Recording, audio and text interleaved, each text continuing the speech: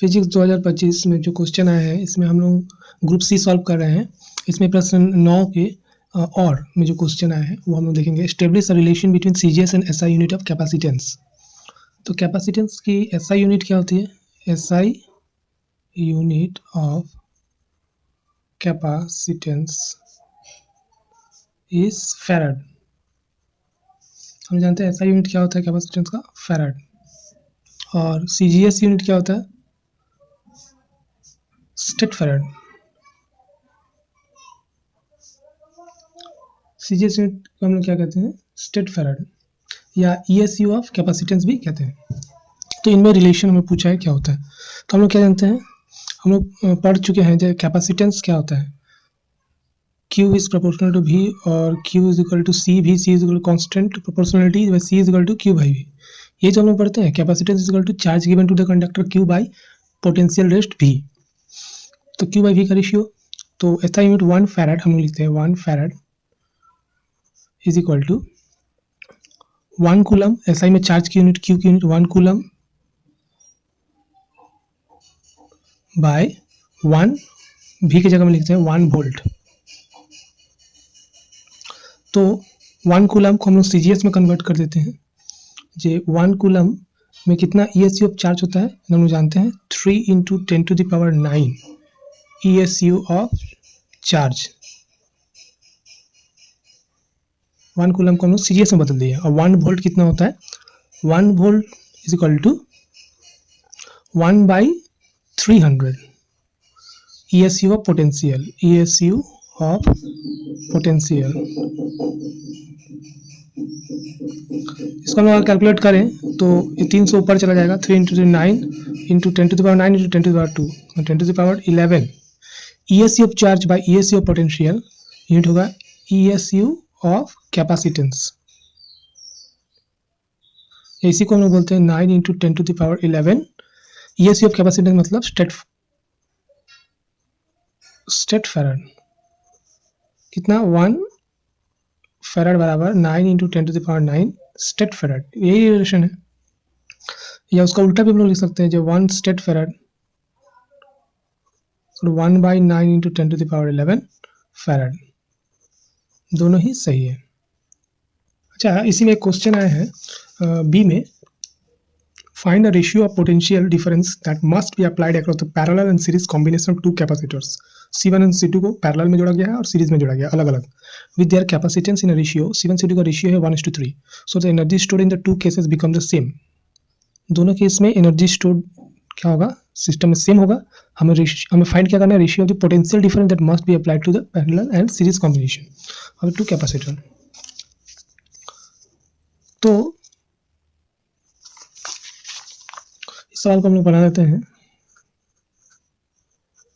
यहाँ पर बोल रहा है दो कैपेसिटर है C1 और C2। इनका रेशियो है C1 बाई C2। इनका रेशियो कितना दिखा रखा है? 1:3। तो यहाँ से हम बोल सकते हैं C2 is equal to thrice of C1। ये एक रिलेशन हुआ। अच्छा, यहाँ पर अगर सर्किट बना है C1 कैपेसिटर C1 और C2 कैसे कनेक्टेड है? पैरेलल में है। पहले उसको हम लोग पोटेंशियल दिए हैं, उसको हम लोग बैटरी से जोड़े हैं। जब वो पैरेलल में है, जब हम लोग इसका रेजिस्टेंस, इसका हम लोग कैपेसिटेंस पैरेलल में कैपेसिटेंस निकाल लेते हैं C1 प्लस C2। तो कितना आएगा? C1 प्लस C2 है 3C1, सो 4C1 ये लोग निकाल लिए। और जो पोटेंशियल जो EMF दिया गया है वो है मान लीजिए VP। अब इसको हम लोग सीरीज में कनेक्ट कर देते हैं। C1 और C2 को हम लोग सीरीज में कनेक्ट कर देते हैं और उसमें हम लोग पावर सोर्स जो देते हैं वो है VS। तो यहाँ पर जो सीरीज में जो कैपेसिटेंस आया होगा C1 into C2 by C1 plus C2।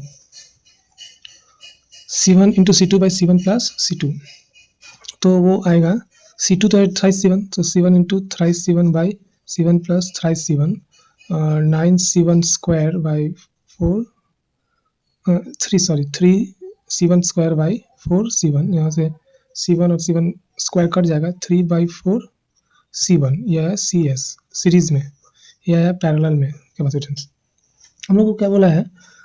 So that the energy stored in the two cases become the same, जब सीरीज में है और जब पैरेलल में एनर्जी जो है बराबर होगा। तो हम लोग क्या जानते हैं, एनर्जी द कैपेसिटर क्या होता है, E is equal to half C V square, ये हम लोगों ने पढ़ रखा है।